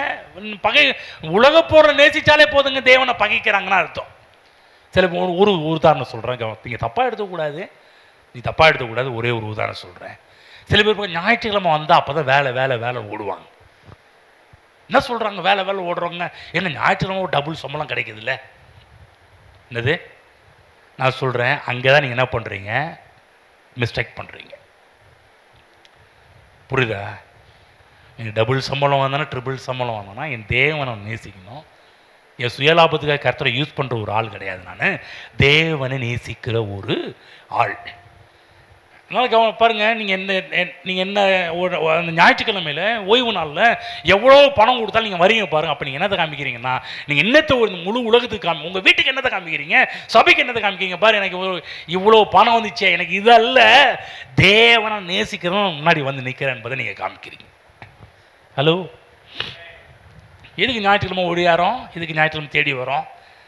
நீங்கள் உங்கள் குடும்பத்தாருக்கும் உங்கள் கூட இருக்கிற ஆட்களுக்கு என்னதை காமிக்கிறீங்கன்னா, நான் கர்த்தரை நேசிக்கிற ஒரு மனுஷன், அவ்வளோதான். ஒரு சிம்பிள் மேட்ரு, கர்த்தரை நேசிக்கிற, அவ்வளோதான். அப்போ நினைக்கலாம், அப்போ சர்ச்சுக்கு வரலாம் கர்த்தரை நேசிக்கலன்னு அர்த்தம் ஆயிருமா? அதாவது நான் அதை பேச வரல. நம்ம சில விஷயத்தை, விசுவாசத்தை செயலில் கொண்டு வரோம், விசுவாசத்தை ஆக்ஷனில் கொண்டு வரோம். நம்ம இப்படி பண்ணும்போது நான் கர்த்தரை நேசிக்கிறேன் என்பதை நம்ம சொல்கிறது வெறும் வாயளவா ஆண்டவரே ஐ லவ் யூன்னு சொல்கிறத விட நம்ம செயல்படுத்தி காண்பிக்கும் போது அங்கே முழுமையை நாம் பார்க்க முடிகின்றது. அதுதான் பாருங்கள், இந்த காணிக்கை, தசம பாகம் இதெல்லாம் இருக்குது இல்லையா, இதெல்லாம் பாருங்கள் தேவனுடைய பார்வையில் ரொம்ப முக்கியமானதாக இருக்குது. ஏன் முக்கியமானது இருக்குது பாருங்கள், இந்த காணிக்கை தசம பாகம் கொடுக்குறதுனால இதை கர்த்தருக்கு இது தேவையா? நான் கேட்குறேன், நீங்கள் காணிக்கை தசம பாகம் கொடுக்குறீங்களே, சில பேர் பாருங்கள் காணிக்கையும் கொடுக்கறது கிடையாது, சில பேர் தசம பாகமும் கொடுக்கறது கிடையாது. சில பேராக இருக்கிறாங்க, இவங்க என்னதான் இவங்க சில மைண்டில் சில லாஜிக்கை வச்சுக்கிறது, சில காரியத்தை பிடிச்சி வச்சுக்கிறது, யாரோ ஒருத்தவங்க சில சொன்னதெல்லாம் எடுத்து பிடிச்சி வச்சுக்கிட்டு அவங்க போகிறது. பாருங்கள், இந்த காணிக்கை தசம பாகம் நல்லா கவனமாக கேளுங்க. நீங்கள் என்ன திரும்ப சொல்கிறேன், நீங்கள் அதை கொடுக்கறதுனால ஏதோ கர்த்தருக்கு ஏதோ தேவை, கர்த்தருக்கு ஃபில் பண்ணுறீங்க, கர்த்தருக்கு ஏதோ கஷ்டப்படுறாரு அதுக்காக கொடுக்குறேன் என்று கிடையவே கிடையாது. இந்த காணிக்கை தசம பாகம் கொடுப்பது எவ்வளோ முக்கியம் என்றால் என்னன்னா, எதுக்காக தேவன் இந்த சிஸ்டத்தை கொண்டு, கடவுள் ஏன் இதுதான் தேவன் கொண்டு வந்த முறைகள், தேவன் சொல்கிறதுனால இதை பண்ணிட்டு இருக்கணும். தசம பாகம் காணிக்கை கர்த்தர் சொல்லி செஞ்சுக்கிட்டு இருக்கிறோம். ஏன் இதை செய்ய சொன்னார், எதுக்காக செய்ய சொன்னார்னா, கவனமாக கேளுங்க, இதை கொடுக்கும்போது என்னத்தை நம்ம காமிக்கிறோம்னா, நான் பணத்தை நேசிக்கிற ஆள் அல்ல, தேவனை நேசிக்கிற ஒரு ஆள். ஆமென். ஒவ்வொரு முறையும் இந்த காணிக்கை நேரம் வரும்போது உங்களுக்கு மிகப்பெரிய ஒரு டெஸ்ட் நடக்குது. ஹலோ, என்ன டெஸ்ட்டுங்க காணிக்கை நேரத்தில்? என்ன நேரம், என்ன நடக்குது? காணிக்கை தசம பாகம் கொடுக்குற நேரத்தில் மிகப்பெரிய ஒரு டெஸ்ட்டு. நீங்கள் கர்த்தரை நேசிக்கிற ஆளா இல்லை பணத்தை நேசிக்கிற ஆளா என்ற ஒரு டெஸ்ட் நடக்குது. ஆனால் இங்கே இருக்கிற ஒரு காவாசி மக்கள் கர்த்தரை நேசிக்கிற ஆள்ன்றது காமிச்சிருக்கிறீங்க. ஆனால் முக்காவாசி மக்கள் என்ன பண்ணுறீங்க தெரியுங்களா? எனக்கு கர்த்தருக்கு சம்மந்தம் இல்லை என்ற லெவலில் வாழ்ந்துட்டு இருக்கிறீங்க. கவனமாக கேளுங்க, கொடுக்காத போது நம்ம என்னத்தை காமிக்கிறோம் தெரியுங்களா? திரும்ப சொல்கிறேன், நீங்கள் கொடுக்கும்போது என்னத்தை நல்லா கவனிங்க, கொடுத்தாதான் கர்த்தர் நேசி, அதாவது கொடுக்கும்போது என்ன பண்ணுறீங்கன்னா, நான் என் ஆண்டவரை நேசிக்கிறேன், அவர் சொல்லியிருக்கிறார் கொடுங்கள் அப்பொழுது கொடுக்க, அவர் சொல்லியிருக்கிறார் தசம பாகத்தெல்லாம் பண்டக சாலைக்கு கொண்டு வாருங்களா, அவர் சொல்லியிருக்கிறார். ஆகவே நம்ம செய்யும் போது என்ன நினைக்கிறோம்னா, பணமில்லை எனக்கு எஜமான், தேவன் என் எஜமான் என்பதை கொடுக்கும்போது என்னத்தை காமிக்கிறோம்? இது கொடுக்காத போது அது உங்களுக்கு எஜமானா மாறும். கொடுக்கும்போது என்னத்தை காமிக்கிறேன்? நீ இல்லை, நீங்கள் பணத்தை தசமபாகத்தை பணத்தை நீங்கள் பிடிச்சிக்கும் என்ன பண்ணுறீங்கன்னா, பணம் உங்களுக்கு எஜமானம் நீங்கள் வச்சிருக்கிறீங்க.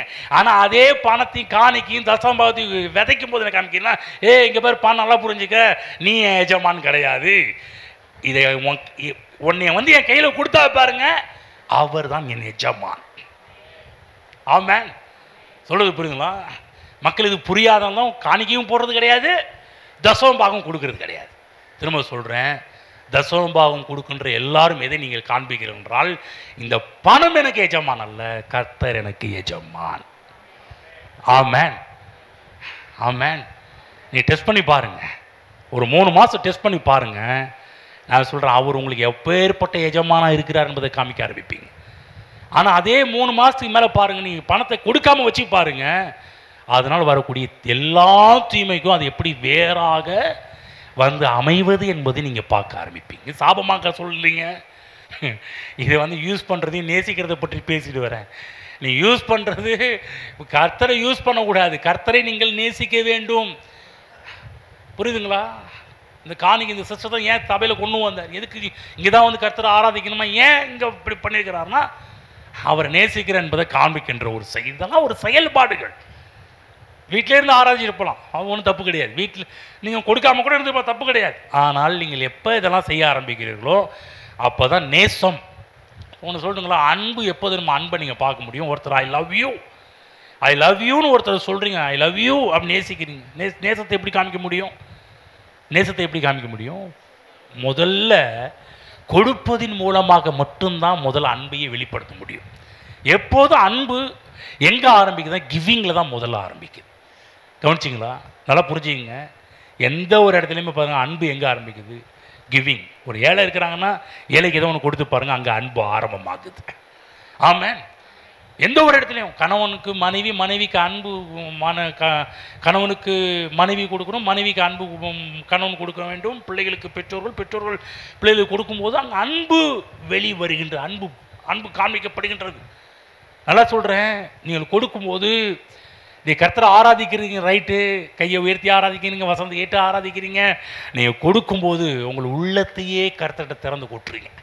நீங்கள் கொடுக்கும்போது என்னது காமிங்க? இங்கே பாரு, பணமே நீ இல்லை எனக்கு எஜமான், கர்த்தனுக்கு எஜமான் என்பதை காண்பிக்கிறீர்கள். ஆகவேதான் இது வாழ்க்கையிலும் மிகப்பெரிய ஒரு கோட்பாடு என்பதை புரிஞ்சுக்கணும். அன்றைக்கு நேரத்தில் பாருங்கள், சில மக்கள் வந்து பணத்தை எடுக்கிறது கூட கிடையாது, பணத்தை கொடுப்பது கூட கிடையாது. நல்லா புரிஞ்சுக்கணும். தேவன் வந்து நான் போன வாரம் சொன்னது போல் பணத்தை ஏன் கொடுக்குறார் என்று சொன்னாலே, முழு உலகத்துக்கும் சுவிசேஷத்தை அறிவிப்பதற்காக தேவன் நம்ம கையில் இந்த பணங்களெல்லாம் கொடுக்க ஆரம்பிக்கிறார்.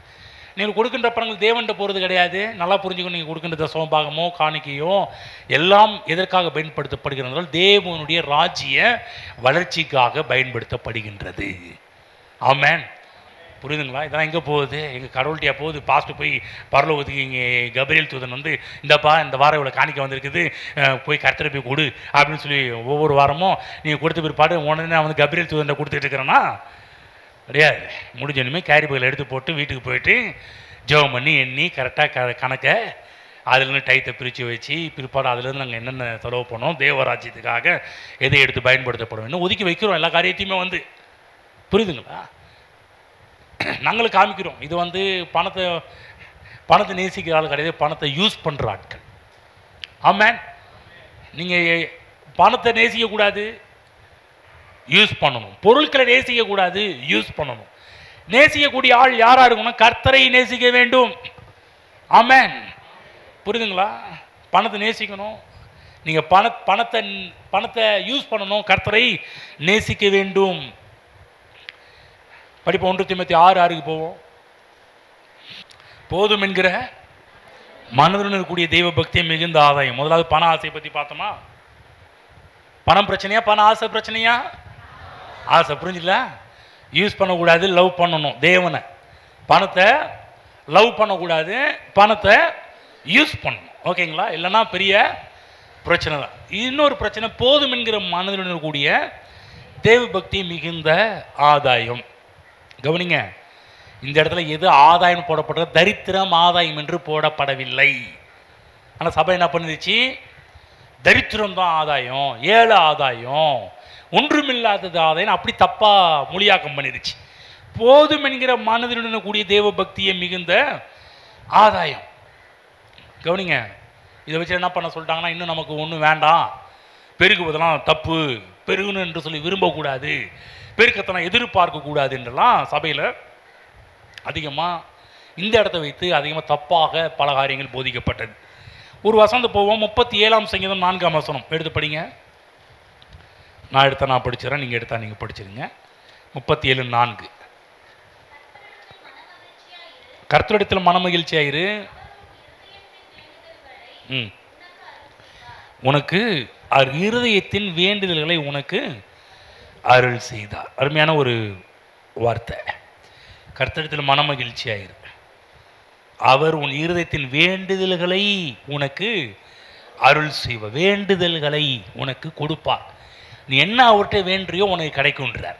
இப்போ நான் ஒன்று சொல்கிறேன். போதும் என்கிற மனதினுடைய தெய்வ பக்தி மிகுந்த ஆதாயம்னு சொல்லும்போது கிறிஸ்துவ சபை என்ன சொல்லிடுச்சுன்னா, இதுக்கு மேலே ஒன்றும் எதிர்பார்க்காத, இது போதும், பெருகணும்னு ஆசைப்படாத அப்படின்லாம் சொன்னிச்சேன். அது சரியா? அல்லது இப்போ நான் படித்த சங்கீதம் 37:4 உன் இருதயத்தின் வேண்டுதல்களை உனக்கு, இந்த வேண்டுதல்களை என்று வரும்போது அதில் என்னென்னலாம் வருது? டேஷ் டேஷ் டேஷ் டேஷ், எத்தனை டேஷ் வேணாலும் நீங்கள் எத்தனை வேண்டுதல் வேணாலும் ஓகே. ஆனால் கர்த்தர் என்ன பண்ணுறாரு? அருள் செய்வார். நீ வேண்டுற எல்லா காரியத்தையும் அருள் செய்வார்னா, உன் வேண்டுதல்கள் அருள் செய்வார்னா வேண்டுற எல்லா காரியத்தையும் கொடுப்பார்னு போடப்பட்டிருக்குது. அப்போ என்னன்னா, இப்போ இந்த 2 வசனத்தையும் மிங்கிள் பண்ணி படிச்சுக்கலாம். போதும் என்கிற மனதுடன் கூடிய தெய்வ பக்தியை மிகுந்த ஆதாயம். இவர் என்ன சொல்கிறார்? போதும்னு சொல்கிறாரு. அங்கே என்ன சொல்கிறாரு? வேண்டுதல்களை அருள் செய்வான்னு சொல்கிறது. அப்போ வேண்டுதல்களும் சொல்லி வரும்போது நம்ம ஒரு காரியத்தை மட்டும் வேண்டுதல் கிடையாது, பல காரியத்தை வேண்டுறோம். ஆனால் அத்தனையும் தேவன் இன்னொரு இடத்துல போடப்பட்டிருக்குது, நம் வேண்டிக் கொள்வதற்கும் நினைப்பதற்கும் மிகவும் அது. அப்போ பவுல் சொல்கிறது கரெக்டா? அதே போல் இன்னொரு இடத்துல உல்டா போட்டு சொல்கிறாரா?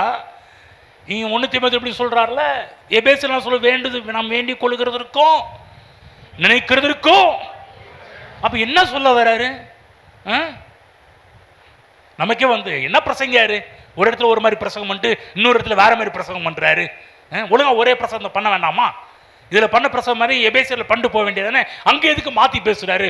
அப்போனா இவர் மக்களை ப்ளீஸ் பண்ணுறாரா? அங்கே அந்த சபை மக்களை பிரியப்படுத்தும்படி ஏதாவது பேசி அந்த மக்கள்கிட்ட கலெக்ட் பண்ணுறதுக்காக சில காரியத்தை பேசிகிட்டு இருக்கிறாரா? இந்த எண்ணம் தோன்றுறதா தோன்றலையா? கவனமாக கேளுங்க. பைபிளில் ஒரு சில காரியங்கள் நம்ம படிக்கும்போது சில விஷயங்களை புரிந்து கொள்ள வேண்டும். இன்னொரு இடத்துல போயிட்டு வருவோம். ஒரு 2 வசனம் காமிக்கிறேன். மார்க் 11:24. மார்க் 11:24 படிப்போம். ஆதலால் நீங்கள் ஜெபம் பண்ணும்போது என்னது?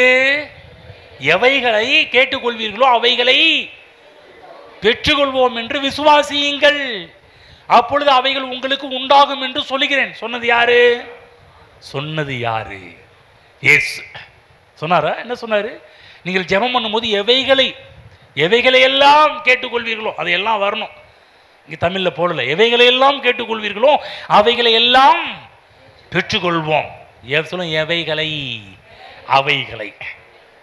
புரியுதா? அப்போ என்ன பவுல் என்ன சொல்ல வர்றாரு? 1 தீமோத்தேயு 6:6 அவர் என்ன சொல்றாரு?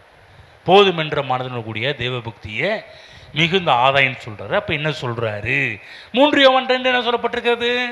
பிரியமானவனே, உன் ஆத்மா வாழ்கிறது போல எல்லாவற்றிலையும் வாழ்ந்து சுகமா இருன்றாரே. அப்போ போதும் என்று மனதுடன் கூடிய தெய்வ பக்தியை மிகுந்த ஆதாயம்னு என்ன சொல்ல வர்றாரு? படிக்கிறேன் பாருங்க. அதிலேயே போடப்பட்டிருக்கு பாருங்க. படிக்கிறேன் பாருங்க. 7 இப்போ 6, 7, 8 படிப்பு. உலகத்தில் நாம் ஒன்றும் கொண்டு வந்ததும் இல்லை, இதில் நாம் ஒன்றும் கொண்டு போவதும் இல்லை என்பது நிச்சயம். 8ஆம் வசனம் சொல்றாரு. சொல்றீங்க, உண்ணவும் உடுக்கவும் நமக்கு உண்டாயிருந்தால் அது போதும் என்று இருக்க கடவோம். அதாவது போதும் என்று இருக்க கடவுள் என்ன சொல்றாரு? இந்த இடத்துல ஒரு அழகான ஒரு காரியம் சொல்றாரு. உண்ணவும் உடுக்கவும் நமக்கு உண்டாயிருந்தால், நான் கேட்குறேன், இந்த போதும் என்று சொல்லக்கூடிய எல்லா ஆசாமிகளும் எல்லா ஆட்களும் பாருங்க பிரதர், ஒன்றுமே இல்லைனா கர்த்தருக்கு தோத்திரம்னு சொல்லிட்டு போயிட்டே இருங்க பிரதர். பைபிளில் சொல்லப்பட்டு போதும் என்று சொல்லக்கூடிய மனதிற்குரிய தெய்வ பக்தியே மிகுந்த ஆதாயம் சொல்லப்பட்டிருக்கு. அதுக்கு 2வது வசனம் அடுத்த ஸ்கிப்பாகி ஒரு வசனம் தாண்டி பார்த்தீங்கன்னா சொல்றாரு, எப்போ உண்ணவும் உடுக்கவும் நமக்கு உண்டாயிருந்தால். கேட்குற, சாப்பிட்றதுக்கு உங்களுக்கு உண்டாயிருக்குதா? உடுக்க உங்களுக்கு உண்டாயிருக்குதா? ஆனால் ஒன்றுமே இல்லாமல் ஆட்கள் போதும்னுவாங்க. நம்ம தமிழ்நாட்டு கல்ச்சர் மாதிரி இலையில சாப்பாடு வரவே வராது. இலையில சாப்பாடு வரதுக்கு முன்னாடியே போதும் சொல்லுவாங்க. நாங்கள் போடக்கூட இல்லை பாஸ்டர், அதுக்கு முன்னாடியே போதும். மைண்டு செட் ஆயிடுச்சு பாருங்க. கறி பீஸு வரவே வராது, வரத்துக்கு முன்னாடியே போதும்.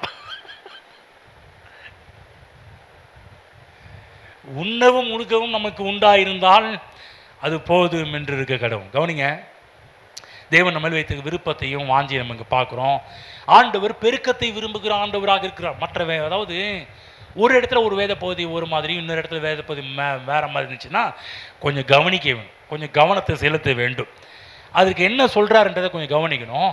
கவனித்து பார்த்தீங்கன்னா சரியான ஒரு ஆன்சரை கொண்டு வர வேண்டும். அப்போ இந்த இடத்துல சொல்லப்பட்ட ஒரு காரியம் பார்த்தீங்கன்னா, போதும் என்கிற மனதனுடைய தெய்வ பக்தியை மிகுந்த ஆதாயம்னு ஏன் சொல்ல வராருன்னா, அந்த நாட்களில் மக்கள் பாருங்கள், இந்த பண ஆசை உள்ளவர்களாக இருந்தார்கள், பணத்தின் மீது நம்பிக்கை உள்ளவர்களாக இருந்தாங்க. ஆகவே தான் இந்த தீமோத்தேயுக்கு அவர் எழுதும்போது யாருக்காக மெயினாக மென்ஷன் பண்ணி எழுதுறாருன்னா, சபையில் வந்துட்டு பணம் நல்லது, ஆனால் பண ஆசை பிடிச்ச வெறியர்கள் இருந்தாங்க. அவர்களை பார்த்தா சொல்கிறாரு, இடையே மடையா பணம் அலையாது, அதுதான் உன் வாழ்க்கை எல்லா தீமைக்கும் வேற இருக்குது அப்படின்னு சொல்லிட்டு தான் அந்த பணத்தை எப்படி நேசிக்கக்கூடாது, தேவனை எப்படி நேசிக்கணுன்றதுக்காக தான் பல வழிகளை கற்றுக் கொடுக்குறாரு. அதில் ஒன்று தான் பாருங்க, என்ன சொல்கிறாரு, போதும் என்ற மனதிற்கு தெய்வ பக்தி இப்படிப்பட்ட மனநிலை வாழு. ரெண்டாவது என்ன சொல்கிறாரு, 16, 17, 18 பார்க்குறோம். 17 இவ்வளோத்தில் ஐஸ்வர்யம் உள்ளவர்கள் யாரை பற்றி சொல்கிறாரு, ஐஸ்வர்யம் உள்ளவர்கள் எப்படி வாழணுமா, அந்த பணத்தை எப்படி வாழணுமா, இருமாப்பான சிந்தையுள்ளவர்களாக இராமல் நிலையற்ற ஐஸ்வர்யம் நம்பிக்கை வையாமலும் நம்ம அனுபவிப்பது சகலவித நன்மைகள் நமக்கு சம்பூர்ணமாக கொடுக்குற ஜீவனுள்ள தேவன் மேல். பாருங்கள், இந்த இடத்துல போதும்னு சொன்னால் அடுத்து இங்கே சம்பூர்ணமாக கொடுக்குற தேவனை ஏன் சொல்லணும் இல்லையா? சம்பூர்ணமாக என்ன, சம்பூர்ணம்னா என்ன, நிரம்பி வழிதல், நிரம்பி வழிதல், அதான் சம்பூர்ணம். பூர்ணம்னா ஃபுல், சம்பூர்ணம் நிரம்பி வழியுது. அப்போ போதும்னு அந்த இடத்துல சொன்ன பவுல் ஏன் இந்த இடத்துல சம்பூர்ணன்ற ஒரு வார்த்தையை அவர் இடையில கொண்டு வந்து விடணும்? அப்போ புரிஞ்சுக்கணும் என்ன சொல்ல வர்றாரு. அப்போ என்னன்னா, பணத்தை நம்ம நேசிக்கக்கூடாது, பணத்தை யூஸ் பண்ணணும். பணத்தை எப்படி செலவு பண்ணணும் பாருங்க, சொல்கிற நன்மை செய்யவும் 18 சொல்கிறார், நன்மை செய், நற்கிரியைகளில் ஐஸ்வர்யவான்களாக தாராளமை கொடு, உதாரண குணமுள்ளவனாகிரு, நித்திய ஜீவனை பற்றுக்கொள்ளும்படி வருங்காலத்திற்கு தங்களுக்கு நல்ல ஆதாரத்தை பொக்கிஷமாக வைக்கும் அவர்களுக்கு கட்டளையிடு. ஆமென். ஆகவே நல்லா புரிஞ்சுக்கணும், யாருக்காக இதை எழுதி வச்சிருக்கிறான்றதை நல்ல மனசில் கொண்டு போய் வச்சுக்கணும். முதலாவது யாருக்குன்னா, பண ஆசை பிடிச்சவங்க, அவங்களுடைய மைண்டை கண்ட்ரோலை கொண்டு வர, அவங்களோட மைண்டை வந்து பணம் அலைஞ்சிட்டு போகாத, உனக்கு இருக்கிற பணத்தை நீ எப்படி பயன்படுத்தணும், எப்படி யூஸ் பண்ணணும், எப்படிப்பட்ட விதத்தில் செலவு பண்ணணும். ஆனால் பணத்தை யூஸ் பண்ண தேவனை நேசி. நான் சொல்ல இங்கே ஒவ்வொரு சொல்கிறேன், இந்த சத்தியத்தை விட்டுறாதீங்க.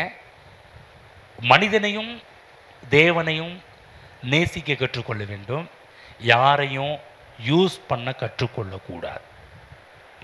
எங்கெல்லாம் மனிதன் யூஸ் பண்ணப்படுகின்றானோ அங்கே தான் சண்டைகளும் வெறுப்புகளும் குழப்பங்களும் பிரச்சனைகளும் உண்டாக ஆரம்பிக்கிறது.